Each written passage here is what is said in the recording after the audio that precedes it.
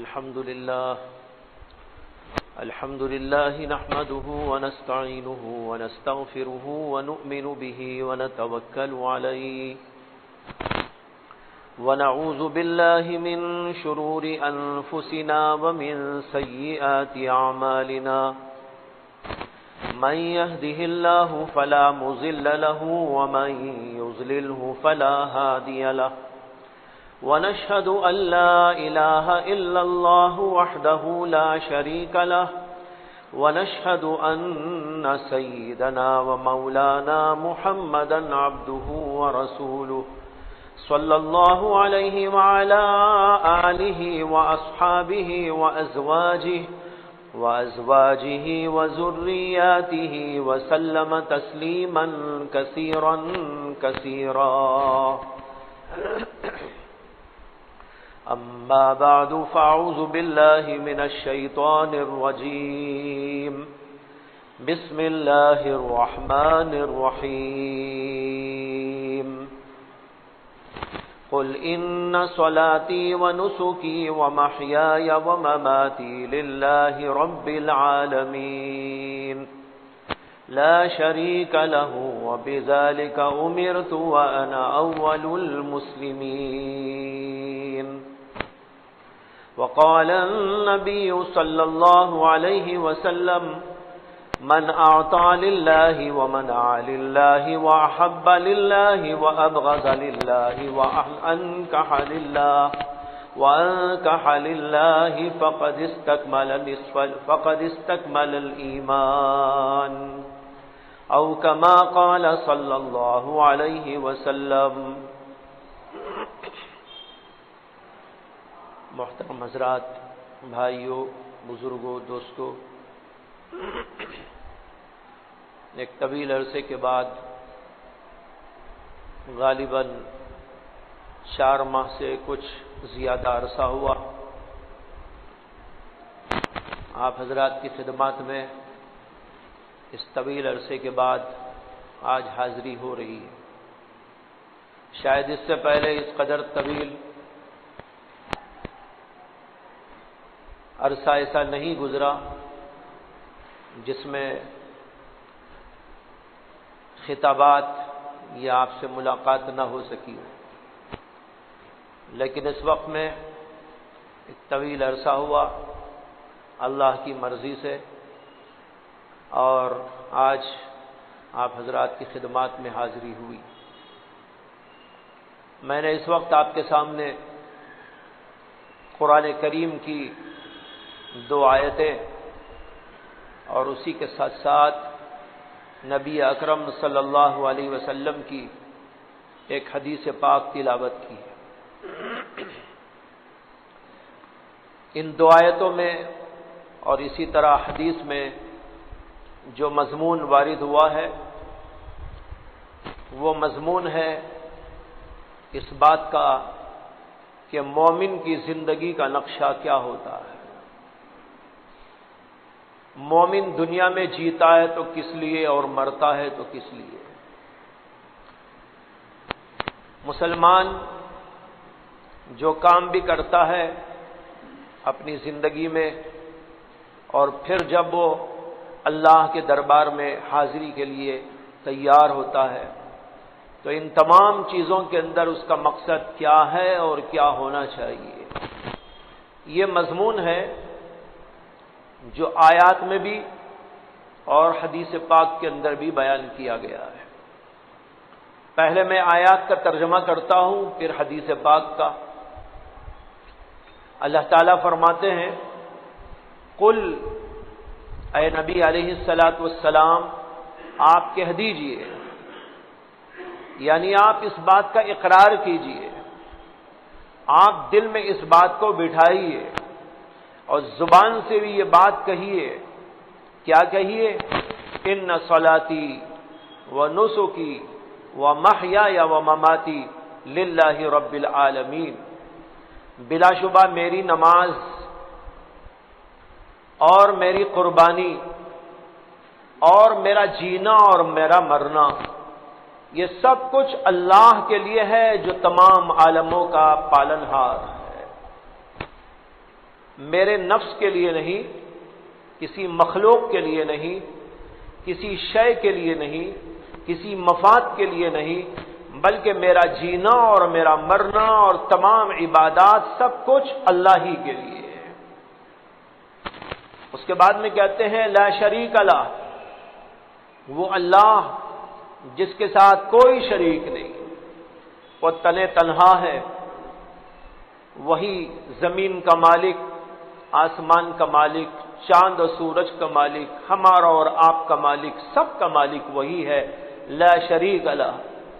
وَبِذَلِكَ أُمِرْتُ، اور اسی کا مجھے حکم بھی دیا گیا ہے کہ میں اللہ کو وحدہ لا شریک مانوں۔ جب وہ وحدہ لا شریک ہے تو سب کچھ اسی کے لیے ہونا چاہیے، نماز بھی اسی کے لیے، قربانی بھی اسی کے لیے، مرنا بھی اسی کے لیے، اور جینا بھی اسی کے لیے ہونا چاہیے۔ وَبِذَلِكَ أُمِرْتُ وَأَنَا أَوَّلُ الْمُسْلِمِينَ، اور تمام لوگوں میں سب سے پہلے اللہ کی اطاعت کرنے والا، اللہ کی بات پر سر جھکانے والا میں ہی ہوں۔ یہ دو آیتوں کا ترجمہ ہے۔ اس کے بعد حدیث کا ترجمہ سنیے کہ اللہ کے نبی علیہ الصلاۃ والسلام فرماتے ہیں من آتا للہ، جو آدمی کسی کو کچھ دیا تو اللہ کے لیے دیا، ومنع للہ، اور نہ دیا منع کر دیا تو نہ دینا بھی اللہ ہی کے لیے کیا، وَأَحَبَّ لِلَّهِ، اور کسی بندے سے محبت کیا تو وہ اللہ ہی کے لیے کیا، وَأَبْغَضَ لِلَّهِ، اور کسی سے نفرت اور بغض رکھا تو وہ بھی اللہ ہی کے لیے رکھا،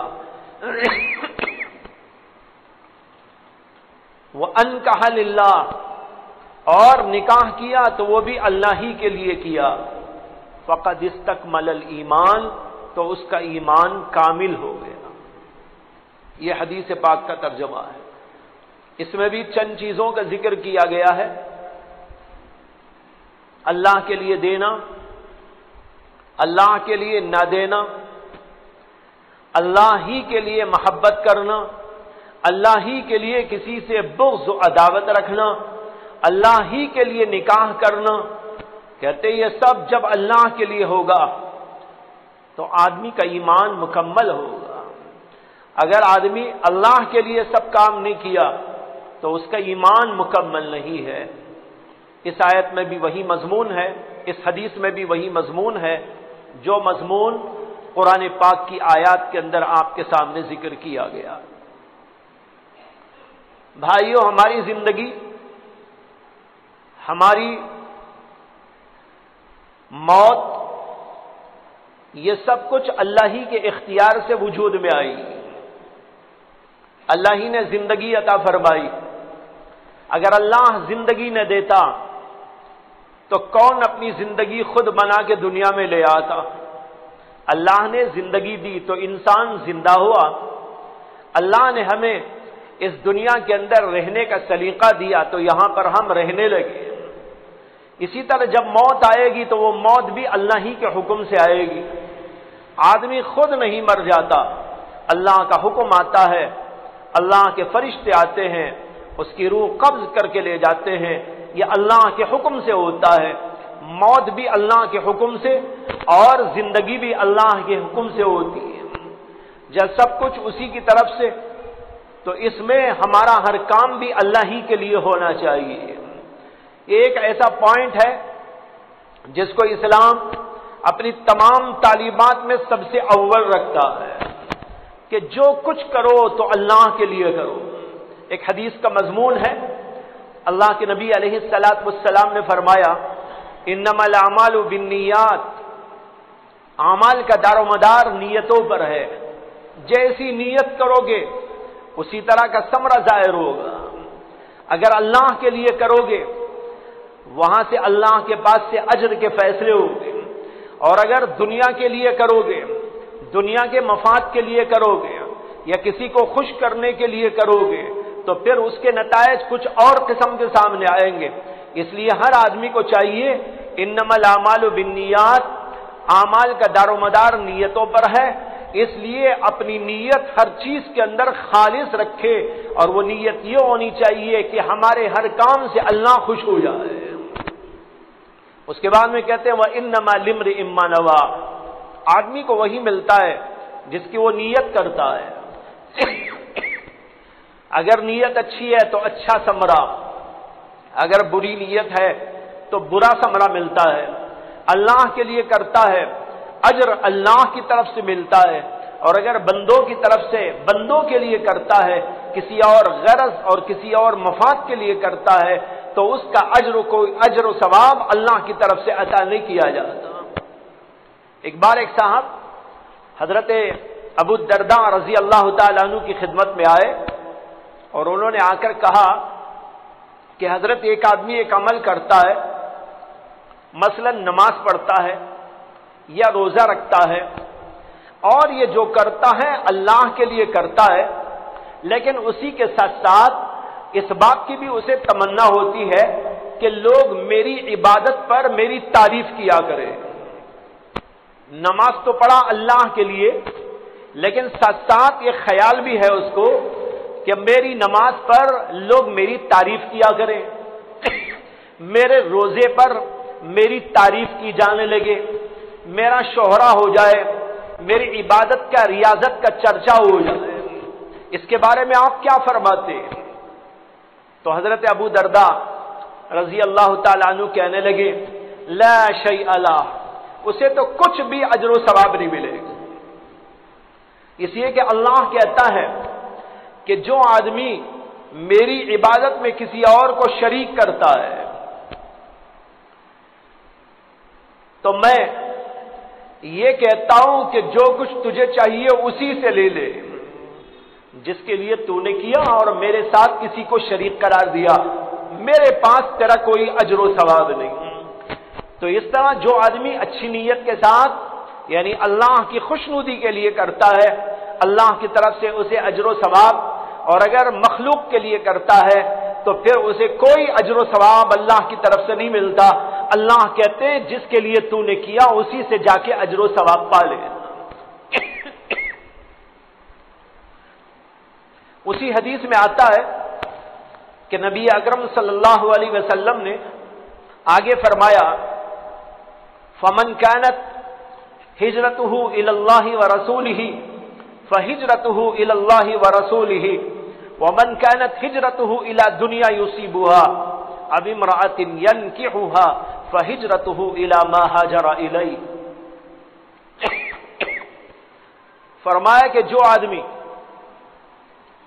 ہجرت کرتا ہے، ہجرت بہت بڑا عمل ہے، بہت بڑی عبادت ہے۔ ایک آدمی اللہ کے لیے اپنا ملک چھوڑ دے، اپنی جائیدادوں کو چھوڑ دے، اپنے مال و متاع کو چھوڑ دے، اپنے بیوی بچوں کو چھوڑ دے، اپنے خاندان کو ترک کر دے، اور صرف اللہ کی رضا کے لیے ایک دوسرے وطن کو اپنا وطن بنائے، جہاں نہ مال ہے، نہ کوئی جان پہچان ہے، نہ کوئی رشتہ داریاں ہیں، نہ کوئی اور چیز، وہاں پر جا کر رہتا ہے صرف اس لیے کہ اللہ خوش ہو جائے، میرا دین سنبھل جائے اور میں دین کے اوپر استقامت کے ساتھ میں رہنے لگوں۔ اس کو کہتے ہیں ہجرت۔ اس میں بھی دو نیتیں ہو سکتی ہیں، ایک اللہ کے لیے ہجرت، ایک مخلوق کے لیے ہجرت۔ اللہ کے نبی کہتے ہیں جو آدمی ہجرت کیا اللہ کے لیے، اللہ کے رسول کے لیے، اس کی ہجرت تو اللہ اور اللہ کے رسول کے لیے ہے۔ اور جو آدمی کے ہجرت کر کے گیا مال کمانے کے لیے، دنیا کمانے کے لیے، یا کسی عورت سے شادی رچانے کے لیے، تو اس کی ہجرت تو اسی کے لیے ہے جس کی نیت سے وہ گیا۔ اس حدیث کے بارے میں ایک قصہ آیا ہے کہ جب اللہ کے نبی علیہ الصلاۃ والسلام ہجرت کر کے، اسی طرح صحابہ کرام رضوان اللہ تعالی علیہ مجمعین ہجرت کر کے مکۃ المکرمہ سے مدینہ منورہ جا رہے تھے،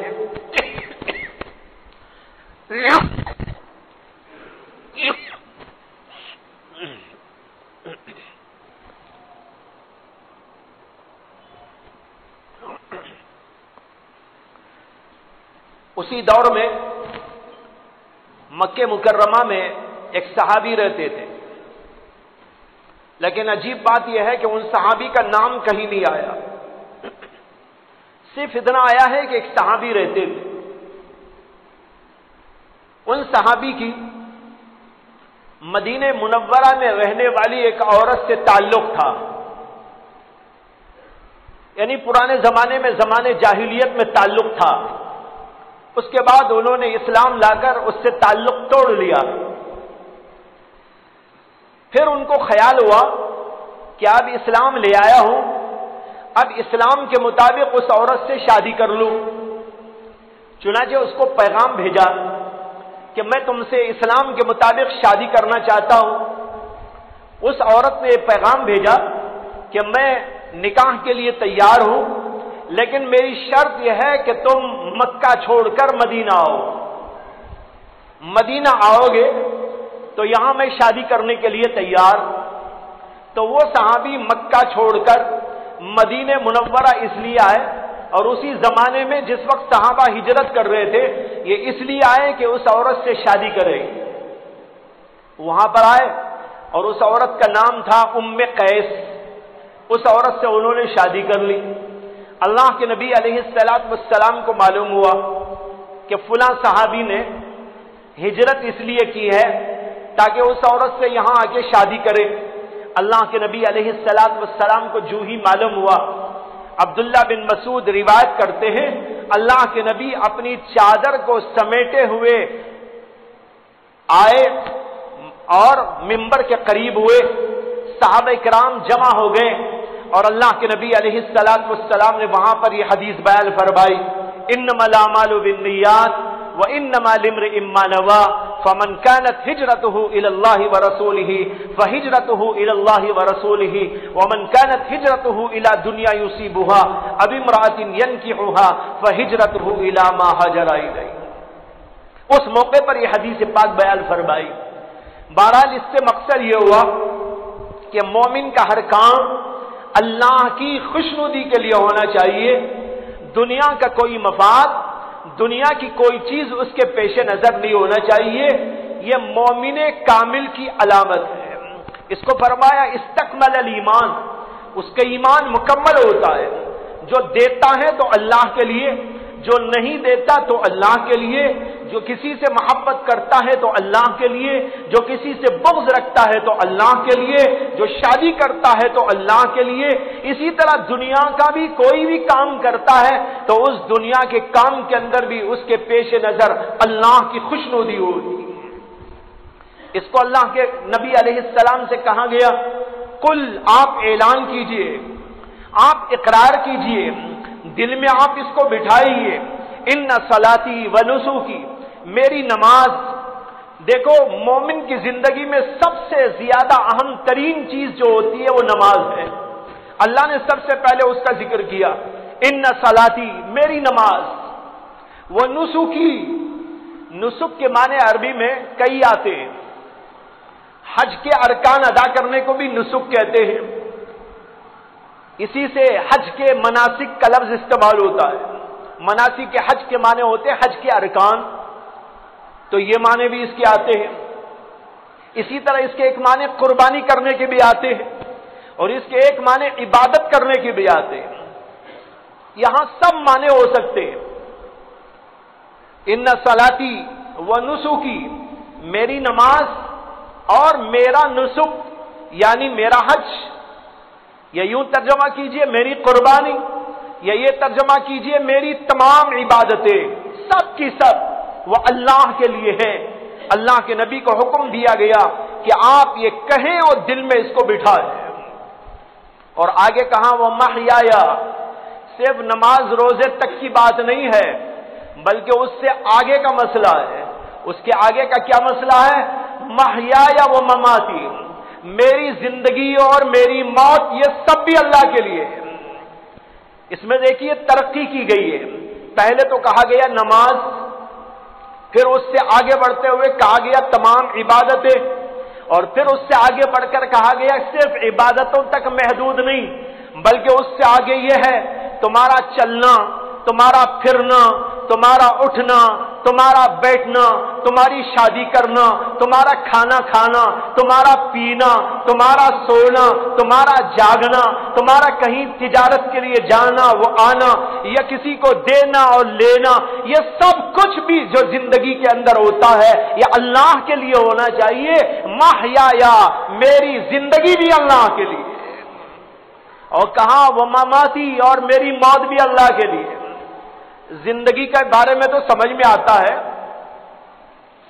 کہ اللہ کے لیے زندگی کرتے ہیں، لیکن مرنا اللہ کے لیے کیسا؟ علماء نے اس کے دو مطالب بیان کیے۔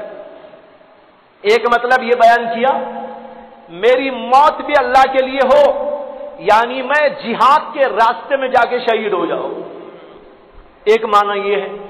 دوسرا معنی یہ ہے کہ آدمی اللہ کے لیے مرنا چاہے، اللہ ہی کی خوشنودی کے لیے مرنا چاہے۔ اس کا مطلب یہ بھی ہو سکتا ہے کہ ایک آدمی اللہ سے ملنے کی تمنا کرتا ہے۔ حدیث میں آتا ہے اللہ کے نبی علیہ السلام نے فرمایا کہ جو بندہ اللہ سے ملنے کی خواہش کرتا ہے اللہ بھی اس سے ملنے کی خواہش کرتے ہیں، اور جو بندہ اللہ سے ملاقات سے جو ہے کراہت کرتا ہے، نفرت کرتا ہے، اللہ بھی اس سے ملنے سے کراہت کرتے ہیں۔ یہ حدیث پاک ہے، بخاری شریف کی روایت۔ اسی حدیث میں آتا ہے کہ صحابہ نے پوچھا کہ یا رسول اللہ ہم سب بھی تو جو ہے موت سے ڈرتے ہیں اور موت سے گھبراتے ہیں، موت سے پریشان ہوتے ہیں، تو پھر ہم سب بھی ایسے ہو گئے گویا کہ اللہ سے ملنا نہیں چاہتے۔ اللہ کے نبی صلی اللہ علیہ وسلم فرمایا کہ نہیں، یہ مطلب نہیں ہے۔ جب بندہ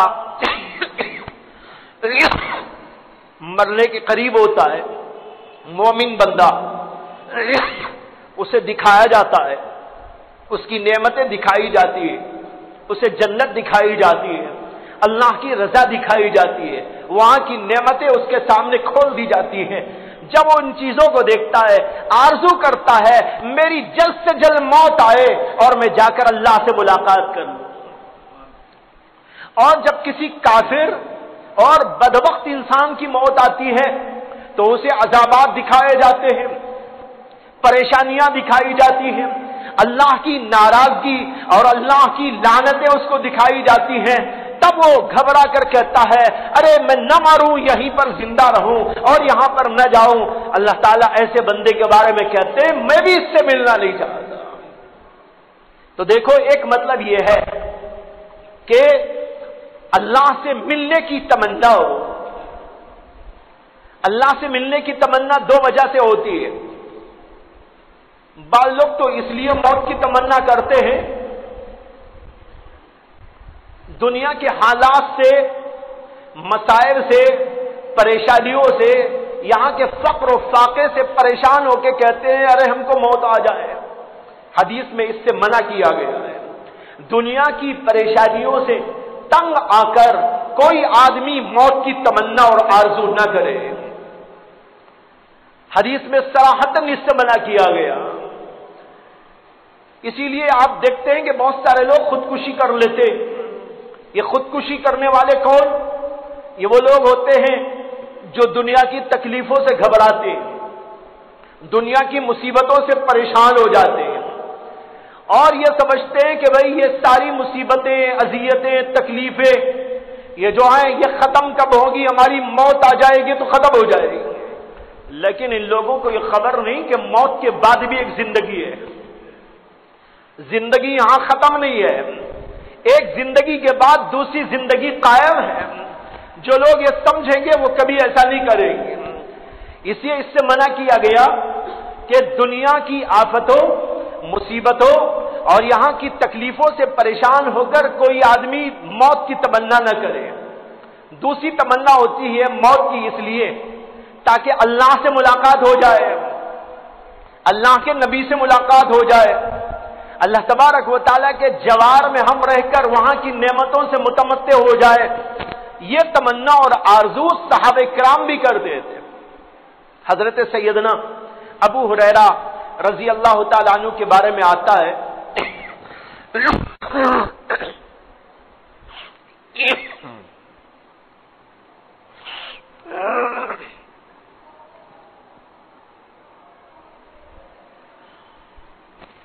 کہ ایک دفعہ ایک صاحب دوڑتے ہوئے جا رہے تھے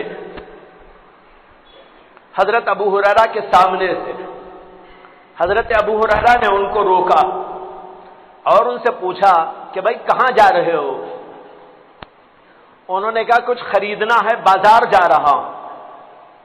حضرت ابو ہریرہ نے کہا کہ بھائی دیکھو، اگر بازار میں کہیں ایک عدد موت ملتی ہو تو ابو ہریرہ کے لیے وہ بھی خرید لینا. اب یہ موت کی خریدی کی بات کر رہے ہیں، یہ کیا ہے؟ یہ اللہ سے ملنے کی آرزو ہے. حضرت سیدنا بلال حبشی رضی اللہ تعالی عنہ آخری دور کے اندر بیمار ہو گئے اور ان کو طاعون کی بیماری لگ گئی. طاعون کی گلٹی ان کے بغل میں آئی اور بڑی شدید تکلیف ہو رہی تھی. وہ کراہ رہے تھے اور ان کی بیوی ان کے سرانے بیٹھ کر رو رہی تھی کہ معلوم نہیں کب موت ہو جائے. حضرت بلال حبشی نے اپنی بیوی سے پوچھا کہ تم کیوں رو رہی ہو؟ کہا میں اس لیے رو رہی ہوں کہ آپ کی حالت میرے سے دیکھی نہیں جا رہی. حضرت بلال حبشی نے کہا مجھے تو بڑی خوشی ہو رہی ہے کہ میری موت کا وقت قریب آ رہا ہے، اور جب موت آئے گی اللہ کا دیدار ہوگا اور اللہ کے نبی علیہ السلام کا دیدار ہوگا. اس لیے میں تو بڑا خوش ہوں کہ میری موت جلدی سے جلدی آنے والی. اس کو کہتے ہیں موت کی تمنا برائے خدا. یہ ہے مماتی، میرا مرنا بھی اللہ کے لیے، جینا بھی اللہ کے لیے، میرا مرنا بھی اللہ کے لیے، اللہ کی خوشنودی کے لیے، اللہ سے ملاقات اور اللہ کی زیارت کے لیے. یہ ہے قرآن پاک کی اس آیت کا مطلب ان صلاتی و نسکی و محیای و مماتی. زندگی کا ذکر اس میں آیا ہے. زندگی ایک کافی طویل دور ہوتا ہے اور اس دور میں بہت سارے حالات، بہت سارے مسائل، بہت ساری اونچ نیچ اور اسی کے ساتھ بہت کچھ احوال، تغیرات انسان کے لیے پیش آتے ہیں. لیکن ان سارے ہی حالات میں آدمی کو چاہیے کہ وہ اللہ کے لیے ہر کام کرے. کوئی کام اس کا ایسا نہ ہو جو اللہ کی خوشنودی سے ہٹ کر ہو. میں نے ابھی تو مثال دی آپ کے سامنے عبادت کی کہ صرف اللہ کے لیے عبادت، چاہے وہ نماز ہو یا کوئی اور عبادت. پہلے زمانے میں حضرات صحابہ و تابعین و تبع تابعین کے دور میں ایسے واقعات بزرگوں کے ملتے ہیں کہ وہ لوگ اپنی عبادتوں کو چھپا چھپا کے رکھتے تھے تاکہ کسی اور کو اطلاع بھی نہ ہو، صرف اللہ خوش ہو جائے. حضرت محمد بن واسع ایک بہت بڑے اللہ والے گزرے. وہ کہتے ہم نے ایسے ایسے بزرگوں کو دیکھا ہے کہ جب وہ نماز میں کھڑے ہوتے تھے تو نماز کے اندر وہ اللہ کے سامنے کھڑے ہو کے روتے، لیکن وہ اپنے رونے پر اتنا کنٹرول کرتے تھے کہ بازو والے کو پتہ بھی نہ چل سکتا تھا کہ یہ یوں اللہ کے سامنے رو رہے. اس طرح ایک آدمی اپنی عبادت کو چھپاتا تھا. کہتے ہیں کہ ایک دفعہ حضرت ایوب السختیانی رحمت اللہ علیہ، جو بڑے اکابر صوفیاء بزرگوں اور محدثین میں سے ہیں، وہ جو ہے بیٹھے بیٹھے ان کے اوپر گریا طاری ہو گیا، یعنی رونے لگے. یہ اللہ والے کیوں روتے تھے؟ کبھی اللہ کے عشق میں روتے تھے، کبھی اللہ کے خوف سے روتے تھے، کبھی جہنم کو یاد کر کے روتے تھے، کبھی وہاں کے عذابات یاد آتے تو اس پر روتے تھے، اپنے گناہوں پر روتے تھے. یہ لوگ ہمیشہ اس طرح اللہ کے سامنے گڑ گڑاتے تھے. لیکن آج لوگوں نے رونا چھوڑ دیا ہے. وہ زمانہ تو ایسا تھا کہ رونے والے ہر جگہ ملتے تھے، لیکن آج لوگوں نے رونا چھوڑ دیا. اسی لیے ایک روایت میں آتا ہے کہ حضرت سیدنا شیخ عبد القادر جیلانی رحمت اللہ علیہ مکہ مکرمہ گئے حج کے لیے گئے یا عمرے کے لیے، جب وہاں پر پہنچے تو انہوں نے وہاں پر دیکھا لوگوں کو مختلف عبادتوں میں مشغول ہے، نماز پڑھنے والے بھی ہیں، ذکر کرنے والے بھی ہیں، تسبیحات پڑھنے والے بھی ہیں، اور اسی طرح طواف کرنے والوں کی بھیڑ ہے، مختلف عبادت کرنے والے لوگ پائے جا رہے ہیں۔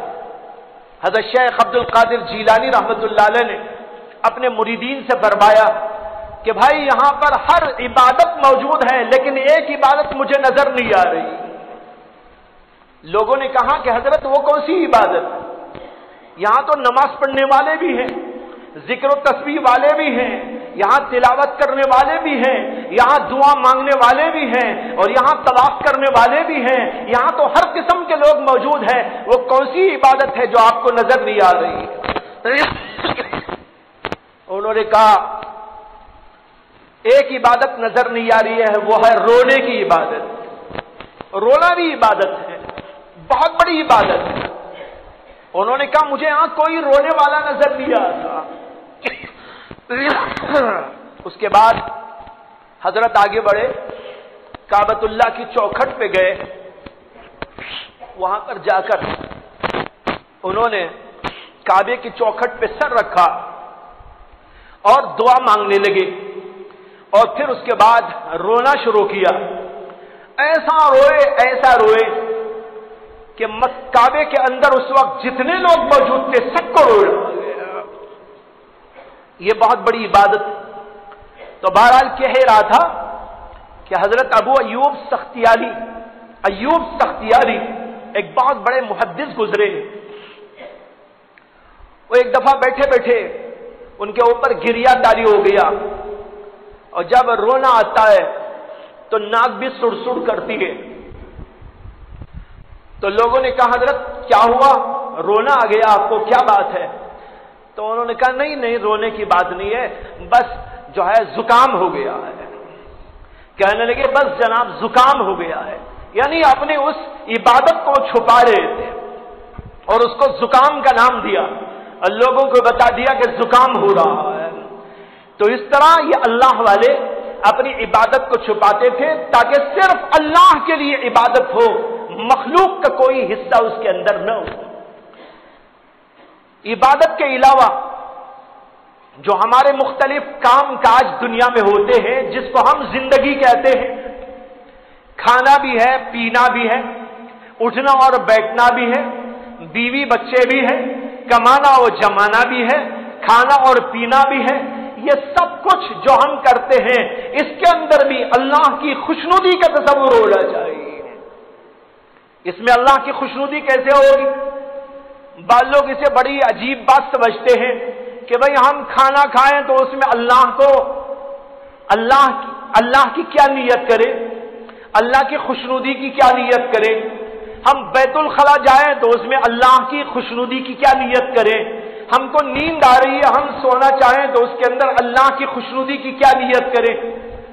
حضرت مولانا عبد الحی رحمہ اللہ حضرت تھانوی کے بڑے جلیل القدر خلیفہ تھے، ان کی بات بعض حضرات نے نقل کی ہے، وہ فرمایا کرتے تھے مومن اور کافر کی زندگی میں زاویہ نظر کا فرق ہے۔ مومن کھاتا ہے تو اپنے نفس کے لیے کھاتا ہے، مومن پیتا ہے تو اپنے دل کو خوش کرنے کے لیے پیتا ہے۔ کافر اگر کھاتا ہے اپنے دل کو خوش کرنے کے لیے، اپنی ضرورت کو پورا کرنے کے لیے، کافر اگر پیتا ہے اپنے نفس کے لیے پیتا ہے، شادی کرتا ہے اپنے نفس کے لیے کرتا ہے، اور مختلف کام کاج کرتا ہے، تو ان سب کے اندر اس کی نیت تو یہ ہوتی ہے مجھے پیٹ بھرنا ہے، مجھے اچھا کھانا ہے، مجھے اچھا سونا ہے، مجھے اور یہ کام کرنا ہے، میرے دل کو خوش کرنا ہے۔ اس کے پیش نظر تو اس کا نفس ہوا کرتا ہے۔ لیکن مومن کھاتا تو وہ بھی ہے، پینے کو پیتا تو وہ بھی ہے، سوتا وہ بھی ہے، اور دنیا کے کام کاج وہ بھی کرتا ہے، بیپار اور بزنس اس کے پاس بھی ہوا کرتا ہے، لیکن اس کا زاویہ نظر دوسرا ہوتا ہے۔ وہ کہتا ہے میں کھانا کھاتا ہوں نفس کے لیے نہیں، بلکہ اس لیے کھاتا ہوں اللہ کا حکم ہے کہ کھاؤ، اس لیے کہ یہ باڈی میری اپنی بنائی ہوئی نہیں ہے، میں اپنے آپ کو بنایا ہوا نہیں ہوں، یہ باڈی دراصل اللہ کی دی ہوئی ایک امانت ہے۔ میرا دماغ اللہ کی امانت ہے، میرا دل اللہ کی امانت ہے، میری آنکھیں یہ اللہ کی دی ہوئی مشین کی ایک جو ہے امانت ہے۔ اسی طرح جتنے اعضاء مجھ کو عطا کیے گئے یہ سب کے سب اللہ کی طرف سے دی ہوئی نعمتیں اور اس کی طرف سے دی ہوئی امانتیں ہیں، ان کی حفاظت کرنا میرا فرض ہے۔ اس لیے کھاتا ہے مومن تاکہ کھا کر یہ محفوظ رہے گا، اللہ کی یہ مشین کام میں لگی رہے گی۔ اسی کے ساتھ وہ نیت کرتا ہے میں کھاؤں گا، مجھے قوت آئے گی، مجھے طاقت آئے گی، اس طاقت اور قوت سے اللہ کی رضا کے کام انجام دیا کروں گا، اللہ کی خوشنودی کے کام انجام دیا کروں گا، نماز پڑھوں گا، روزہ رکھوں گا، زکوٰۃ ادا کروں گا، کمائی کروں گا اور اس کے ذریعے حاصل کر کے اللہ کے راستے میں خرچ کروں گا۔ اب دیکھو کھانا تو کھا رہا ہے، اسی طرح کھا رہا ہے جیسے کافر اپنا پیٹ بھرتا ہے، لیکن اس کے زاویہ نگاہ میں اور اس کے زاویہ نگاہ میں زمین و آسمان کا فرق ہوتا ہے۔ یہ کھا رہا ہے تو اپنے لیے نہیں کھا رہا ہے، یہ شادی کر رہا ہے تو اپنے لیے نہیں کر رہا ہے، بیت الخلا جاتا ہے، اب بیت الخلا تو اپنی ضرورت ہے، جب بھی ملا ہوگا تو خلا کی ضرورت پیش آئے گی ہی، یعنی ملا کے معنی پیٹ بھرنا، اور جب پیٹ بھرے گا تو خالی کرنے کی نوبت آئے گی، کتنے جو ہے اندر بھرتا رہے گا، ایک نہ ایک دن باہر تو اس کو نکالنا ہی۔ اب جا رہا ہے بیت الخلا، کیوں جا رہا ہے؟ کافر کہتا ہے بس جناب پیٹ بھر گیا ہے، کچھ نکالنا ہے اس لیے جا رہا ہوں۔ لیکن مومن کیوں جا رہا ہے؟ مومن یہ کہہ کے جاتا ہے، یہ سمجھ کے جاتا ہے، یہ نیت کر کے جاتا ہے، اس گندگی و غلاظت کو باہر نکال کر مجھے اللہ کے اپنے آپ کو قابل بنانا ہے۔ اس لیے کہ وہ رکھ کر نماز کیسے پڑھے گا؟ نماز کے اندر اسی لیے حدیث میں اللہ کے نبی نے فرمایا جب اندر گڑبڑی ہو رہی ہو پیٹ میں اس وقت نماز نہ پڑھو، پہلے جاؤ بیت الخلا، صفائی کرو، پھر آؤ نماز پڑھنے کے لیے۔ خشوع پیدا ہوگا، خضوع پیدا ہوگا، دماغ اللہ کی طرف لگا رہے گا۔ اگر یہ کیے بغیر آدمی نماز کو کھڑا ہو جائے گا تو سارا دماغ نماز کے بجائے اسی گندگی کے اندر رہے گا۔ اب دیکھو کتنا بڑا فائدہ مومن کے لیے ہے، وہ یہ سمجھ کے جا رہا ہے کہ مجھے اپنے آپ کو اللہ کے لیے تیار کر رہا ہے، پھر اسی کے ساتھ یہ کہ گندگی دور ہوگی، میری صحت برقرار رہے گی اور اس صحت سے مجھے بہت سارے دین کا کام کرنا ہے، اللہ کی خوشنودی کے کام کرنا ہے، اس کے لیے وہ وہاں پر جاتا ہے۔ حدیث میں آتا ہے اللہ کے نبی علیہ الصلوۃ والسلام جب بیت الخلا سے باہر نکلتے تھے تو اس وقت میں دعا پڑھتے تھے۔ کیا دعا پڑھتے تھے؟ غفرانک الحمدللہ الذی اذهب عنی الاذى وعافانی۔ دو جملے، ایک جملے میں پہلے کہا غفرانک، اے اللہ میں معافی چاہتا ہوں۔ اب یہاں سوال یہ پیدا ہوتا ہے کہ اللہ کے نبی علیہ السلام بیت الخلا گئے ہیں اور اپنی ضرورت پورا کر رہے ہیں، اس کے بعد جب واپس آتے ہیں واپس آ کر اللہ سے معافی مانگتے۔ سوال یہ ہے کہ کیا بیت الخلا جانا کوئی غلط کام تھا؟ کوئی گناہ کا کام تو نہیں تھا؟ اپنی ضرورت کے لیے وہاں پر گئے اور یہ ضرورت خود اللہ نے لگائی ہے ہم لوگوں کے لیے، اس لیے وہاں پر معافی مانگنے کی کیا بات؟ علماء نے اس کے اوپر بہت لمبی چوڑی بحثیں کی، یہاں ساری باتیں تو نقل کرنا مشکل ہے اس وقت، ایک بات عرض کرتا ہوں۔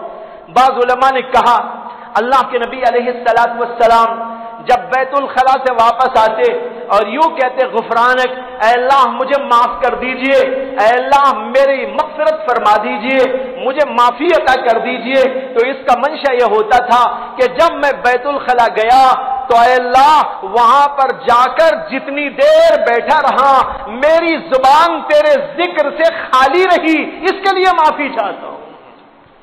اس لیے کہ بیت الخلا میں زبان سے ذکر کرنے کی اجازت نہیں ہے، ہاں دل میں تو اللہ کی یاد رہ سکتی ہے، رہنی چاہیے، اور جس کے دل میں اللہ کی یاد بس جائے وہ کہیں بھی جائے نکل نہیں سکتی، نہ بیت الخلا میں جائے تو نکلے، نہ کسی اور جگہ جائے تو نکلے، وہ تو دل میں بسی ہوئی ہے، وہ کیسے نکلے گی؟ ہاں حکم یہ ہے کہ زبان پر اللہ کا نام نہ لو، اس لیے کہ وہ گندی جگہ ہے، گندی جگہ میں اللہ کا متبرک و پاکیزہ و مقدس نام نہیں لینا چاہیے۔ اللہ کے نبی اس لیے آ کر کہتے تھے غفرانک، اے اللہ معافی چاہتا ہوں کہ اتنی دیر تک تیرا ذکر نہیں کر سکا۔ اور بعض علماء نے ایک اور بات کہی، انہوں نے کہا اللہ کے نبی صلی اللہ علیہ وسلم معافی اس لیے طلب کرتے تھے کہ جب آپ اندر جاتے تو وہاں پر یہ دیکھتے کہ گندگی نکل رہی ہے تو آپ یہ احساس فرماتے ظاہری گندگی یوں نکل گئی اور انسانوں میں باطنی گندگی بھی ہوتی ہے، اس لیے اللہ کے نبی باطنی گندگی سے معافی طلب کرتے اور کہتے غفرانک، اے اللہ ہمیں معاف کر دیجئے گا، ہمارے اندر ظاہری گندگی ہے اور اس کے علاوہ باطنی گندگی ہے، ظاہری گندگی تو نکل گئی، باطنی گندگی تو آپ ہی نکال سکتے ہیں، ہم کو معاف کر دیجئے۔ اس کے بعد کہتے الحمدللہ الذی، تمام تعریفیں اس اللہ کے لیے ہے، اذهب عنی الأذى، جس نے میرے سے گندگی کو دور کر دیا، اذهب عنی الأذى وعافانی، اور مجھ کو عافیت عطا فرمائی۔ دیکھیے جب تک وہ غلاظت اندر رہے گی آدمی بے چین رہے گا، پریشان رہے گا۔ اگر کسی ایسی جگہ پر یہ نوبت آ جائے جہاں بیت الخلا دستیاب نہ ہو، انسان کی کیا حالت ہوتی ہے؟ تل ملا جاتا ہے، پریشان ہو جاتا ہے، اور حتیٰ کہ اس کا دل کسی چیز میں نہیں لگتا۔ اگر اس وقت میں جبکہ بیت الخلا کی شدت سے ضرورت محسوس ہو رہی ہو اور یوں محسوس ہو رہا ہو کہ ابھی نکل پڑے گا، مجھے کہیں جانا ہے، چھپی ہوئی جگہ جانا ہے اور اپنے آپ کو پاک و صاف کرنا ہے، ایسے شدت کے موقع پر وہاں کہیں دور دور تک بیت الخلا موجود نہ ہو لیکن ایک صاحب بریانی کی پلیٹ لے کے آئے اور کہیں جناب آپ کے لیے خالص تحفہ لایا ہوں، ذرا بیٹھیے بریانی تناول کیجیے، آپ بتائیے کہ بریانی میں مزہ آئے گا اسے؟ بلکہ ہو سکتا ہے کہ بریانی کو وہ مار کے چلا جائے، وہ کہے گا بھائی بریانی کا موقع اب نہیں ہے، اب تو کسی اور چیز کا موقع ہے۔ دیکھو یہ ایسی چیز ہے، اس کے لیے اللہ کے نبی دعا کرتے تھے اذهب عنی الأذى، اے اللہ تمام تعریفیں آپ کی ہے اس لیے کہ آپ نے میرے سے گندگی کو دور کیا، اذیت ناک چیز کو دور کیا اور مجھ کو آپ نے عافیت عطا فرمائی۔ تو اس طرح ہم جتنے بھی کام کریں سب کے اندر یہی بات ہے کہ ہم کو اللہ کی نیت کرنی چاہیے۔ ایک واقعہ یاد آ رہا ہے جو اس بات کی دلیل ہے کہ اہل اللہ جو کچھ کرتے ہیں وہ سب اللہ کے لیے ہوتا ہے، یہاں تک کہ ان کا کھانا اور ان کا پینا اور ان کی شادی بیاہ یہ سب کچھ اللہ کے لیے ہوتا ہے۔ حضرت شیخ الحدیث مولانا زکریا صاحب کالنوی نور اللہ مرقدہ نے آپ بیتی ان کی ایک کتاب ہے اس کے اندر یہ واقعہ نقل کیا ہے کہ ایک علاقے میں ایک بزرگ رہتے تھے اور اس کے بازو ایک اور گاؤں تھا، وہاں ایک اور بزرگ رہتے تھے اور دونوں گاؤں کے درمیان ایک نہر بہتی، نہر کو پار کر کے ادھر جانا پڑتا تھا۔ ایک بار ان بزرگ کو معلوم ہوا کسی بھی ذریعے سے کہ وہ بازو کے گاؤں والے بزرگ کئی دن سے فاقے میں ہیں اور ان کو کھانا نہیں ملا، تو ان کے دل میں آیا کہ کھانا پکا کر بھیجا جائے، لیکن یہ خود بڑے معذور تھے، چلنے اور پھرنے کے قابل نہیں تھے، کوئی اور آدمی دستیاب نہ تھا۔ اس زمانہ ایسا تھا کہ بارشوں کی وجہ سے وہ نہر جو ہے بھر گئی تھی اور اس کو پار کرنا بڑا مشکل تھا۔ تو ان کے دل میں آیا کہ کھانا پکوا کے بھیجنا ہے، تو انہوں نے کھانے کے لیے بیوی سے کہا، اور جب تیار ہو گیا تو بیوی سے کہا کہ تم ایسا کرو کہ تم خود توشے میں باندھ کر لے جاؤ اور ان کو پہنچاؤ اور آ جاؤ۔ انہوں نے کہا میں کیسے جاؤں، اس لیے کہ بیچ میں تو نہر موجود اور نہر میں اس وقت میں سیلاب آیا ہوا ہے اور اس کی وجہ سے پار کرنا مشکل ہے، کوئی کشتی بھی نہیں چلتی۔ انہوں نے کہا کہ ایسا کرو کہ جب تم وہاں پر پہنچو تو اللہ سے یہ دعا کرنا، اے اللہ تجھے اس آدمی کا واسطہ جس نے کبھی اپنی بیوی سے ملاقات نہیں کی، تجھے اس آدمی کا واسطہ جس نے کبھی اپنی بیوی سے ملاقات نہیں کی، میں تیرے سے گزارش کرتی ہوں کہ یہاں پر مجھ کو راستہ دے دے۔ اس نے کہا ٹھیک ہے۔ جب وہاں پر گئی دیکھا کہ نہر بہت ہی جو ہے سیلاب زدہ ہے، تو اس نے وہیں پر کھڑے ہو کر اللہ سے دعا مانگی۔ اس کو کہتے واسطہ یا وسیلہ۔ وسیلہ دو طرح کا ہوتا ہے، ایک یہ ہے کہ کسی بزرگ ہی سے کہا جائے کہ آپ ہمارا یہ کام بنا دیجئے۔ کسی بزرگ سے، جیسے قبروں پہ جا کے بہت سارے لوگ کہتے ہیں آپ ہمارا فلاں کام بنا دیجئے، آپ ہمیں بچہ عطا کر دیجئے، آپ ہماری تجارت کو جو ہے ٹھیک کر دیجئے، آپ ہمارے نفع کا انتظام کر دیجئے۔ ان بزرگ سے خود یوں کہے یہ حرام ہے، ناجائز ہے، شرک ہے، اس کی اجازت نہیں۔ ہاں دوسرا یہ ہے کہ دعا تو اللہ ہی سے کی جائے، دعائیں تو اللہ ہی سے کی جاتی ہیں، اللہ ہی سے التجا ہوتی ہے۔ ایاک نعبد و ایاک نستعین، ہم تیری ہی عبادت کرتے ہیں اور تجھی سے مدد مانگتے ہیں، کسی سے مدد نہیں مانگتے۔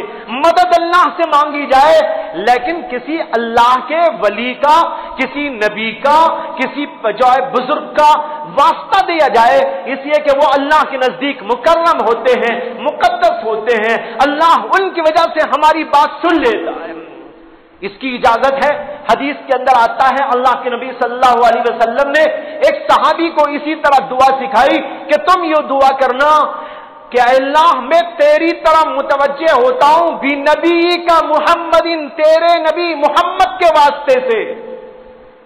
اس حدیث کی وجہ سے جمہور علماء کہتے ہیں اس طرح واسطہ دے سکتے ہیں۔ تو بہرحال میں کہہ رہا تھا کہ انہوں نے جو ہے جا کر وہاں پر دیکھا سیلاب ہے، وہاں پر کھڑے ہو کر اس عورت نے دعا مانگی اور کہا اللہ اس آدمی کے واسطے سے دعا کرتی ہو جس نے کبھی اپنی بیوی سے ملاقات نہ کی۔ ایک دم راستہ بن گیا اور وہ عورت پار چلی گئی۔ پھر وہاں ادھر جانے کے بعد ان بزرگ کے پاس میں پہنچی۔ وہ بزرگ بھی معذور قسم کے تھے، ان کو لے جا کے کھانا دیا کہ فلاں نے آپ کو پہنچانے کے لیے کہا۔ انہوں نے کہا بہت اچھا، وہیں پر بیٹھ کر انہوں نے کھایا۔ یہ عورت واپس ہونے لگی تو اسے پھر یاد آیا کہ ارے سیلاب تو وہاں تھا، اب کیا ہوگا؟ کہا کہ میں جب آئی تھی تو ہمارے شوہر نے کہا تھا یوں دعا کرنا، اب یہاں سے جاؤں تو کیا دعا کروں؟ انہوں نے کہا اللہ سے یوں دعا کرنا، اے اللہ اس آدمی کے واسطے سے تجھ سے دعا کرتی ہوں جس نے کبھی آج تک کھانا نہیں کھایا، جس نے آج تک کبھی کھانا نہیں کھایا، اس کے واسطے سے دعا کرتی ہوں مجھے راستہ عطا فرما۔ چنانچہ وہ عورت آئی اور دعا کی تو راستہ بن گیا، چلی آئی۔ اپنے شوہر کے پاس پہنچنے کے بعد اس نے کہا کہ گئی تو یوں کہہ کر جیسے تم نے کہا راستہ مل گیا، وہاں سے آئی تو انہوں نے جو کہا وہ کہہ کر آئی اور راستہ مل گیا، لیکن جو ہے یہ تو راستہ تو مل گیا، سمجھ میں تو بات آ گئی، لیکن ایک بات میری نہیں سمجھ میں آ رہی ہے کہ ایک طرف تم یہ کہتے ہو کہ اس آدمی کے واسطے سے، اس سے مراد خود وہی صاحب تھے، اس آدمی کے واسطے سے جس نے کبھی اپنی بیوی سے ملاقات نہیں کی، اور وہ صاحب میرے ہی سامنے کھانا کھائے، اور یوں کہتے ہیں اس آدمی کے واسطے سے جس نے کبھی کھانا نہیں کھایا، اور اللہ تمہاری بات سن کر مجھے راستہ بھی دے دیا۔ مجھے نہیں سمجھ میں آتا کہ تم جھوٹوں کی بات اللہ کیوں سن رہا ہے؟ اس عورت نے اپنے شوہر سے کہا یہ تو راستہ مل گیا ٹھیک، لیکن یہ سمجھ میں نہیں آ رہا میری کہ اللہ جھوٹوں کی کیوں سن رہا ہے؟ اگر تم کبھی اپنی بیوی سے ملے نہیں تھے تو یہ آل و اولاد جو ہماری ہے یہ کون سی آل و اولاد؟ وہ صاحب تو میرے ہی سامنے کھانا کھائے اور کہتے ہیں کہ اس آدمی کے واسطے سے جس نے کبھی کھانا نہیں کھایا، یہ کیا میرے سمجھ میں نہیں آیا؟ انہوں نے کہا اچھا بیٹھو سمجھاتے ہیں۔ اس کے بعد انہوں نے کہا بے شک میں نے بھی تم سے ملاقات کی ہے، بارہا کی ہے، لیکن حقیقت یہ ہے اپنے نفس کے لیے نہیں اللہ کے لیے کیا ہے۔ وہ بزرگ بھی کھانا کھائے لیکن انہوں نے کھانا کھایا اپنے نفس کے لیے نہیں، اللہ کے لیے کھایا تھا، اس کے لیے کہا گیا۔ تو اس طریقے پر ایک آدمی اخلاص کے ساتھ اپنا ہر کام کر سکتا ہے، یہاں تک کہ کھانا بھی، پینا بھی، اٹھنا اور بیٹھنا بھی، اور تمام قسم کی عبادتیں بھی۔ اللہ تبارک و تعالی مجھے بھی آپ کو بھی توفیق عطا فرمائے کہ ہم سب کے ساتھ اللہ کے لیے کریں جو کچھ کریں۔